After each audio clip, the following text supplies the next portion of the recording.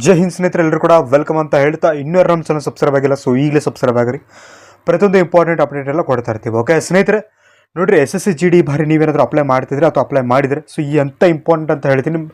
ಜಾಸ್ತಿ ಜನ ಹುಡುಗರು ಫಾರ್ಮ್ ರಿಜೆಕ್ಟ್ ಆಗೋದು ಇಂಥ ಒಂದು ಮ್ಯಾಟ್ರ್ಗಳಲ್ಲಿ. ಓಕೆ, ಡೀಟೇಲ್ ನಮಗೆ ಹೇಳ್ತೀನಿ, 100% ಯೂಸ್ಫುಲ್ ಆಗಿರುತ್ತೆ. ಸೊ ಅಪ್ಲೈ ಮಾಡಿಲ್ಲ ಅಂದರೆ ಇದು ನೋಡ್ಕೊಂಡು ಅಪ್ಲೈ ಮಾಡಿರಿ. ಓಕೆ, ಆ್ಯಂಡ್ ಈ ಒಂದು ವಿಡಿಯೋನ ಸ್ಟಾರ್ಟ್ ಮಾಡೋಣ. ಅದಕ್ಕಿಂತ ಮುಂಚೆ ನೀವಿನ್ನು ನಮ್ಮ ಟೆಲಿಗ್ರಾಮ್ ಮತ್ತು ವಾಟ್ಸಪ್ ಗ್ರೂಪಿಗೆ ಜಾಯ್ನ್ ಆಗಿಲ್ಲ ಅಂದರೆ, ಸೊ ಈಗಲೇ ಜಾಯ್ನ್ ಆಗಿರಿ. ಡಿಸ್ಕ್ರಿಪ್ಷನ್ದ ಲಿಂಕ್ ಐತಿ, ಪ್ರತಿಯೊಂದು ಇಂಪಾರ್ಟೆಂಟ್ ಅಪ್ಡೇಟ್ ಎಲ್ಲ ಕೊಡ್ತಾ ಇರ್ತೀವಿ. ಓಕೆ, ಡಿಸ್ಕ್ರಿಪ್ಷನ್ ಲಿಂಕ್ ಜಾಯ್ನ್ ಆಗಿರೋ ನಮ್ಮ ವಾಟ್ಸಪ್ ಮತ್ತು ಟೆಲಿಗ್ರಾಮ್ದು SSC GD ರಿಲೇಟೆಡ್ ಎಲ್ಲ ಅಪ್ಡೇಟ್ ಎಲ್ಲ ನಮ್ಮ ಗ್ರೂಪಲ್ಲಿ ಕೊಡ್ತಾ ಇರ್ತೀವಿ.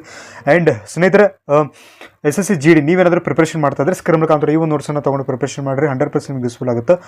Most important repeated expected questions ಅದಾವೆ, ತೊಗೊಂಡು ಪ್ರಿಪ್ರೇಷನ್ ಮಾಡಿರಿ. ಎಲ್ಲೊಂದು ನಿಮ್ಗೆ ಹೆಲ್ಪ್ಫುಲ್ ಆಗುತ್ತೆ. GK 600 ಹೆಚ್ಚು ಪ್ರಶ್ನೆಗಳದಾವೆ, ಇಂಗ್ಲೀಷ್ ಗ್ರಾಮರ್ ಐತಿ, ಆ್ಯಂಡ್ ಮ್ಯಾಥ್ಸ್ ಆಪ್ಟಿಟ್ಯೂಡ್ ಕೂಡ ಐತಿ. ಸೊ ತೊಗೊಂಡು ಪ್ರಿಪ್ರೇಷನ್ ಮಾಡಿರಿ. ಸರ್ ಹೆಂಗೆ ತೊಗೊಳೋದಂದರೆ ಸ್ಕ್ರೀನ್ ಮುಖಾಂತರ ಈ ಒಂದು ನಂಬರಿಗೆ ಕಾಂಟ್ಯಾಕ್ಟ್ ಮಾಡಿರಿ. ಯಾರು ಕೂಡ ಕಾಲ್ ಮಾಡೋಕೆ ಹೋಗ್ಬೇಡ್ರಿ. ಸೊ ನೀವು ವಾಟ್ಸಪ್ ಮಾಡಿದ್ರೆ ಪೂರ್ತಿ ಮಾಹಿತಿಯನ್ನು ಕೊಡ್ತೀವಿ.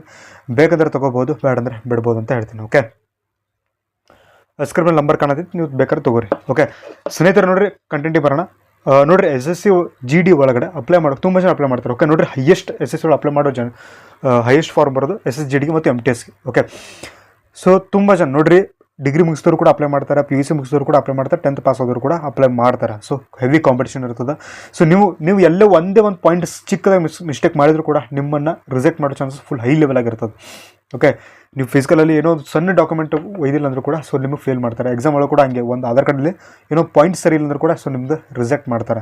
ಸೊ ಅಂಥ ಇಂಪಾರ್ಟೆಂಟ್ ಅಂತ ಹೇಳ್ತೀನಿ. ಅಪ್ಲೈ ಮಾಡ್ಬೇಕಾದ್ರೆ ಏನೇನೆಲ್ಲ ಐತೆ ಅದೆಲ್ಲ ನಿಮ್ಗೆ ಹೇಳ್ತೀನಿ. ನೋಡಿರಿ, ಕ್ರೂಷಿಯಲ್ ಡೇಟ್ ಅಂತ ಬಿಡ್ತಾರೆ. ಯಾವುದೇ ರಿಕ್ರೂಟ್ಮೆಂಟ್ ಇದ್ರೂ ಕೂಡ ಒಂದು ಕ್ರೂಷಿಯಲ್ ಡೇಟ್ ಅಂತ ಬಿಟ್ಟಿರ್ತಾರೆ. ಈ ಬಾರಿ SSC GD 2 ಅದಾವೆ, 2 ಡೇಟನ್ನು ಕೊಟ್ಟಿದ್ದಾರೆ. ಸೊ ಅದು ನೀವು ಭಾಳ ಗಮನದಲ್ಲಿಟ್ಕೋಬೇಕು. ಅದೇನಂತ ನಾನು ಹೇಳ್ತೀನಿ ನೋಡಿ. Crucial date 1. ಓಕೆ, 1/1/2026 ತನ ನಿಮ್ದು ಏಜ್ ಕ್ಯಾಲ್ಕುಲೇಟ್ ಆಗ್ತದೆ. ಯಾರೆಲ್ಲ ಅಪ್ಲೈ ಮಾಡಿರ್ತೀರಿ ಸೊ ನಿಮ್ದು ಏಜ್ ಕ್ಯಾಲ್ಕುಲೇಟ್ ಆಗೋದು ಇದು ಕ್ರೂಷಿಯಲ್ ಡೇಟ್ 1. ಸೊ ಇದು ಯಾವಾಗ ಅಂತಂದರೆ 1 ಜನವರಿ 2026. ಓಕೆ, ಅಲ್ಲಿ ತನಕ ನಿಮ್ದು ಏಜ್ ಲಿಮಿಟ್ ಕೌಂಟ್ ಆಗ್ತದೆ. ಓಕೆ, ಸೊ ಇದು ಕ್ಲಿಯರ್ ಆಗಿರಲಿ.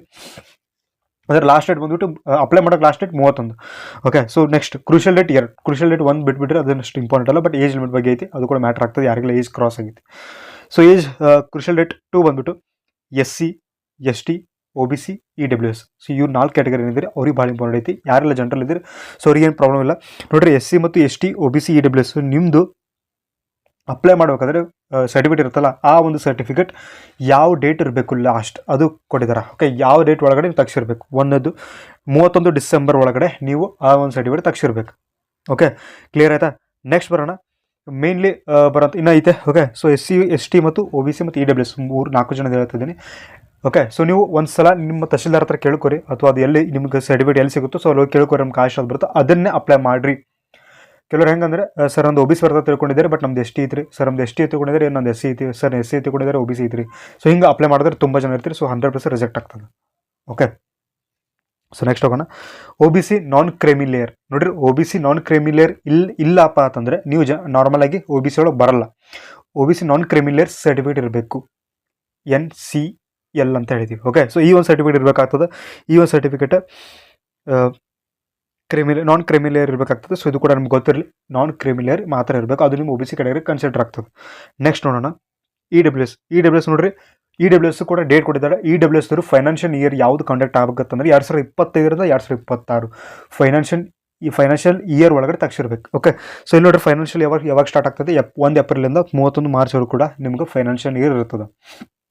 ಸೊ ಇಲ್ಲಿ ನಿಮ್ಮದು ಇದಿಷ್ಟರೊಳಗೆ ನೀವು EWS ಸರ್ಟಿಫಿಕೇಟನ್ನು ತೆಗ್ಸಿರಬೇಕು. ಅರ್ಥ ಆಯ್ತಾ? ಸೊ ಡೇಟ್ ಮೆನ್ಷನ್ ಮಾಡಿದ್ದಾರೆ, ಪರ್ಟಿಕ್ಯುಲರ್ ಡೇಟ್ ಮೆನ್ಷನ್ ಮಾಡಿದ್ದಾರೆ. ಸೊ ಫೈನಾನ್ಷಿಯಲ್ ಇಯರ್ 2025-26 ಒಳಗಡೆ ನೀವು ತೆಗ್ಸಿರ್ಬೇಕಾಗ್ತದೆ. ಅಂದರೆ 25 ಅಂದರೆ ಮುಗಿಯುತ್ತೆ, ಬಿಟ್ಬಿಡ್ರಿ. 25 ಅಂತೂ ಅಪ್ಲೈ ಮಾಡಲ್ಲ, ಡಿಸೆಂಬರ್ 31 ತನಕ ಇದೆಯಲ್ಲ, ಸೊ ಅಲ್ಲಿವರೆಗೂ ಅದನ್ನು ತೆಗ್ಸಿದ್ದಿರಬೇಕು. ಓಕೆ, ಸೊ ನೆಕ್ಸ್ಟ್ ಹೋಗೋಣ. ಅಂದರೆ ಏಪ್ರಿಲ್ ನೋಡಿರಿ, ಮಾರ್ಚ್ 31 ನೀವು ಫೈನಾನ್ಷಿಯಲ್ ಇಯರ್ ಮುಗಿತದೆ. ಓಕೆ, ಮತ್ತು ಏಪ್ರಿಲ್ 1 ಸ್ಟಾರ್ಟ್ ಆಗ್ತದೆ. ಅಂದರೆ ಈ ಏಪ್ರಿಲ್ 1 ಸ್ಟಾರ್ಟ್ ಆಗೈತಿ, ಅದು ಯಾವ ಡಿಸೆಂಬರ್ 31 ತನ್ಕೋರಿ. ಸೊ ಅಷ್ಟು ನೀವು EWS ಸರ್ಟಿಫಿಕೇಟ್ ತೆಗ್ಸಿರಬೇಕು, ಹಳಿದಿದ್ರೆ ನಡೆಯಂಗಿಲ್ಲ. ಓಕೆ, ಸೊ ನೆಕ್ಸ್ಟ್ ನೋಡೋಣ. ಮೇನ್ ನಿಮಗೆ 4 ಡಾಕ್ಯುಮೆಂಟ್ಸ್ ಹೇಳ್ತೀನಿ. ಆ ಡಾಕ್ಯುಮೆಂಟ್ಸ್ ನೀವು ಕರೆಕ್ಟಾಗಿ ಇಟ್ಕೊಂಡಿರ್ಬೇಕು, ಒಂದು ಪಾಯಿಂಟ್ ಕೂಡ ಅದರ ಮಿಸ್ ಇರಬಾರ್ದು.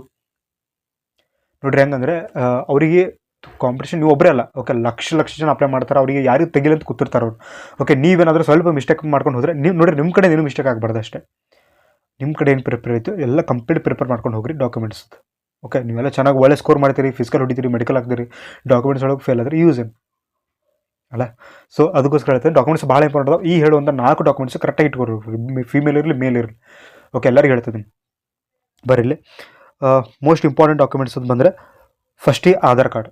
ಓಕೆ, ಬರ್ಕೊಂಬಿಡ್ರಿ ಒಂದು ಕಡೆ ಆಧಾರ್ ಕಾರ್ಡು. ದೆನ್ ನಿಮ್ಮದು 10th marks card, caste certificate ಬಗ್ಗೆ ನಿಮಗೆ ಡೀಟೇಲ್ ಹೇಳ್ತೀನಿ ನಮಗೆ. ಕಾಸ್ಟ್ ಸರ್ಟಿಫಿಕೇಟ್ ಆ್ಯಂಡ್ ಡೊಮಿಷಿಯಲ್ ಸರ್ಟಿಫಿಕೇಟ್, ಇವು 4 ಸರ್ಟಿಫಿಕೇಟ್ ಏನಾದವು ಭಾಳ ಇಂಪಾರ್ಟೆಂಟ್ ಆಗ್ತಾವೆ ನಿಮ್ಮ ಸೆಲೆಕ್ಷನ್ಗೆ, ಭಾಳ ಮ್ಯಾಟ್ರ್ ಆಗ್ತಾವೆ. ಓಕೆ, ಸೊ ನೀವು ಹೆಂಗೆ ಎಕ್ಸಾಮ್ ಮತ್ತು ಫಿಸಿಕಲ್ ಎಷ್ಟು ಹೆಂಗೆ ಪಾಸ್ ಆಗ್ತಾರಲ್ಲ ಅದರಷ್ಟೇ ಇಂಪಾರ್ಟೆನ್ಸ್ ಇವು ಕೊಡ್ಬೇಕು ನೀವು.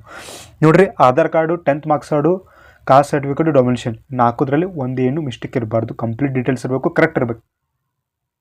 ಅರ್ಥ ಆಯ್ತಾ? ಸೊ ನೆಕ್ಸ್ಟ್ ಬರೋಣ. ಆಧಾರ್ ಕಾರ್ಡಲ್ಲಿ ಡೇಟ್ ಆಫ್ ಬರ್ತ್ ನಿಮ್ಮ ನೇಮ್ ಕರೆಕ್ಟ್ ಇರಬೇಕು, 10th ಮಾರ್ಕ್ಸ್ ಒಳಗೆ ಸೇಮ್ ಇರಬೇಕು. ಆ್ಯಂಡ್ ಕಾಸ್ಟ್ ಸರ್ಟಿಫಿಕೇಟ್, ಈಗ ನೋಡಿರಿ ಫಾರ್ ಎಕ್ಸಾಂಪಲ್ ನೀವು ಕರ್ನಾಟಕದವ್ರು ಇದ್ದಾರೆ. ಓಕೆ, ಸೊ ಕರ್ನಾಟಕದಿಂದ OBC, ಈಗ ನೀವು OBC ಕೆಟಗರಿ ಅಂದ್ಕೊರಿ. ಸೊ ಕರ್ನಾಟಕದ OBC ತೊಗೊಂಡಿದ್ದು ಕರ್ನಾಟಕ ಸರ್ಕಾರದ ಇರ್ತದೆ, ಬಟ್ ಅದು ಸೆಂಟ್ರಲ್ ಗೌರ್ಮೆಂಟಿಗೆ ಸಂಬಂಧಪಟ್ಟಿರ್ಬೇಕು. ಕೇಂದ್ರ ಸರ್ಕಾರದ ಹುದ್ದೆ ಇರೋದ್ರಿಂದ ಕೇಂದ್ರ ಸರ್ಕಾರದ ಭರ್ತಿ ಇರೋದ್ರಿಂದ ಇದು. ಸೊ ನೀವೇನು ಮಾಡಬೇಕು, ಸೆಂಟ್ರಲ್ ಗೌರ್ಮೆಂಟ್ OBC ಸರ್ಟಿಫಿಕೇಟ್ ಅಥವಾ ನಿಮ್ಮ ಕಾಸ್ಟ್ ಸರ್ಟಿಫಿಕೇಟನ್ನು ತಗೊಂಡು ಅಪ್ಲೈ ಮಾಡಬೇಕು. ಅರ್ಥ ಆಯ್ತಲ್ಲ? ಸೊ ನಿಮ್ಗೆ ಏನು ಡೌಟ್ ಇದ್ರು ಕೂಡ ನಮ್ಮ ಡಿಸ್ಕ್ರಿಪ್ಷನ್ದಾಗ ನಾನು ವಾಟ್ಸಪ್ ಮತ್ತು ಟೆಲಿಗ್ರಾಮ್ ಲಿಂಕ್ ಕೊಟ್ಟಿದ್ದೀನಿ. ಸೊ ಜಾಯ್ನ್ ಆಗಿರಿ. ಸರ್ ಹಿಂಗೆ ಇದು ಹಾಕಿನಿ ಸರ್ ಕರೆಕ್ಟ್ ಐತಲ್ಲ ಅಂತ ಹೇಳಿರಿ. ಸೊ ನಮ್ಗೆ ಗೊತ್ತಿದ್ರೆ ನಾವು ಆನ್ಸರ್ ಮಾಡ್ತೀವಿ, ಇಲ್ಲಾಂದ್ರಲ್ಲ. ಓಕೆ, ಸೊ ಎಷ್ಟು ಸಾಧ್ಯತೆ ಅಷ್ಟು ಪ್ರಯತ್ನ ಮಾಡ್ತೀವಿ ತಿಳ್ಕೊಂಡು ನಿಮ್ಗೆ ಆನ್ಸರ್ ಮಾಡಲಿ. ಓಕೆ, ಕಮೆಂಟ್ ಮುಖಾಂತರ ಡಿಸ್ಕ್ರಿಪ್ಷನ್ದಾಗ ವಾಟ್ಸಪ್ ಮತ್ತು ಟೆಲಿಗ್ರಾಮ್ ಗ್ರೂಪ್ ಲಿಂಕ್ ಕೊಟ್ಟಿದ್ದೀವಿ. ಸೊ ಜಾಯ್ನ್ ಆಗಿರಿ. ನಿಮ್ಗೆ ಏನು ಡೌಟ್ ಇದ್ರು ಕೂಡ ಕೇಳಿರಿ, ವಾಟ್ಸಪ್ ಮಾತ್ರ ಮಾಡಿರಿ, ಮೆಸೇಜ್ ಮಾಡಿರಿ. ಓಕೆ, ಸೊ ನಿಮಗೆ ಮೇನ್ಲಿ ಬರ್ತದೆ. ಓಕೆ, ಕಾಸ್ಟ್ ಸರ್ಟಿಫಿಕೇಟ್ ಕೇಂದ್ರ ಸರ್ಕಾರದ ಆಗಿರಬೇಕು. ಸೊ ಇಷ್ಟು ನಿಮ್ದು ಇಂಪಾರ್ಟೆಂಟ್ ಐತಿ. ಇದರಲ್ಲಿ ನಾನು ಇಷ್ಟೊತ್ತನ ಏನು ಹೇಳಿದಲ್ಲ, ಇದರಲ್ಲಿ ನೀವೇನಾದರೂ ಸ್ವಲ್ಪನಾದರೂ ಮಿಸ್ಟೇಕ್ ಮಾಡಿದರೆ ನಿಮ್ಮ ಸೆಲೆಕ್ಷನ್ ಆಗಲ್ಲ. ನೀವು ಫಸ್ಟ್ ಟೈಮ್ ಬರೀತಿದ್ರೆ ನಿಮ್ಗೆ ಅನಿಸುತ್ತೆ ಹೋಗ್ಲಿ ಬಿಡ್ರಿ ಇದೇನಂತ ಅನಿಸ್ತದೆ. ಅಕಸ್ಮಾತ್ ಫೈನಲ್ವರೆಗೂ ಹೋಗಿ ಫೇಲ್ ಆಯ್ತು ಅಂದರೆ ಸೊ ನಿಮಗೆ ತೊಂದರೆ ಆಗ್ತದೆ, ಅಂದರೆ ನಿಮಗೆ ಒಂಥರ ಆಗುತ್ತಲ್ಲ. ಸೊ ಎಲ್ಲ ಮಾಡಿಕೊಂಡು ಲಾಸ್ಟಿಗೆ ಹೋದರೆ ಓಕೆ. ಸೊ ಲಾಸ್ಟ್ ಟೈಮ್ ತುಂಬ ಜನ ಡಾಕ್ಯುಮೆಂಟ್ಸ್ ಫೇಲ್ ಆಗಿದ್ದಾರೆ ಇದಕ್ಕೆ. ಓಕೆ, ಇನ್ನು ಕೆಲವ್ರು ಹೆಂಗೆ ಅಂತಂದರೆ ಕರ್ನಾಟಕ ಸ್ಟೇಟ್ ಇದ್ದರು, ಬೇರೆ ಸ್ಟೇಟ್ ಹಿಂಗೆಲ್ಲ ಡೊಮಿಷನ್ ಮಾಡ್ಕೊಂಬಂದವರು. ಮತ್ತು ಇನ್ನೊಂದು ಹೇಳ್ತೀನಿ, ಇನ್ನೊಂದು ದುಃಖದ ವಿಚಾರ ಅಂದರೆ ಬೇರೆ ರಾಜ್ಯದವ್ರು ಕೂಡ ನಮ್ಮ ಕರ್ನಾಟಕ ಡೊಮಿಷನ್ ಹೆಂಗೆ ಮಾಡಿಸೋತಾರೆ ನಂಗೆ ಗೊತ್ತಿಲ್ಲ. ಸೊ ಅದು ಮಾಡಿಸ್ಕೊಂಡು ಇಲ್ಲಿ ಬಂದು ರಿಕ್ರೂಟ್ ಆಗ್ತಾ ಇದ್ದಾರೆ. ಲಾಸ್ಟ್ ಟೈಮ್ ಒಬ್ಬ ಹುಡುಗನ ಸಿಕ್ಕಿದ್ರು. ಸೊ ಫಿಸಿಕಲ್ ಹುಡುಗರು ಹಿಡಿದಿರು ಅವರಿಗೆ. ಸೊ ಅಂಥವ್ರು ಕೂಡ ಇರ್ತಾರೆ.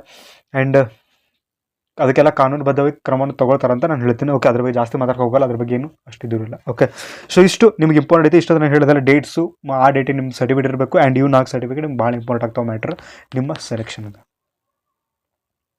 ಓಕೆ, ಆ್ಯಂಡ್ ನೀವೇನಾದರೂ ಪ್ರಿಪ್ರೇಷನ್ ಮಾಡ್ತಾಯಿದ್ರೆ ಸ್ನೇಹಿತರೆ ನೋಡಿರಿ, SSC GD GK season start ಮಾಡಿದ್ದೀನಿ. ಅಪ್ಪು ಅಂತ ಹೆಸರು ಕೊಟ್ಟಿದ್ದೀನಿ. ಬ್ಯಾಚ್ ನೇಮು ನಮ್ಮ ಡಾಕ್ಟರ್ ಪುನೀತ್ ರಾಜ್ಕುಮಾರ್ ಅವರ ನೆನಪಿಗೋಸ್ಕರ ಈ ಒಂದು ಬ್ಯಾಚನ್ನು ಸ್ಟಾರ್ಟ್ ಮಾಡಿದ್ದೀನಿ. ಅವರೊಬ್ಬರು ದೇವರು, ಅವ್ರನ್ನ ನೆನೆಸ್ಕೊಂಡು ನಾವು ಏನೋ ಚೆನ್ನಾಗಿ ಓದಿದರೆ ಸೊ ಒಳ್ಳೆ ರಿಸಲ್ಟ್ ಸಿಗುತ್ತೆ ಅಂತ ಅಂದ್ಕೊಂಡಿದ್ದೀನಿ.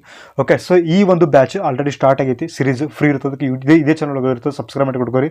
ಪ್ರತಿದಿನ ಮಧ್ಯಾಹ್ನ 3 ಗಂಟೆಗೆ ಕ್ಲಾಸ್ ಇರ್ತದೆ. ಕ್ಲಾಸ್ ಮುಗಿದ ತಕ್ಷಣ PDF ಕೊಡ್ತೀನಿ. ಓಕೆ, ಅರ್ಥ ಆಯ್ತಾ? ಸರಿ, ಇಷ್ಟು ಇಂಪಾರ್ಟೆಂಟ್ ಐತಿ.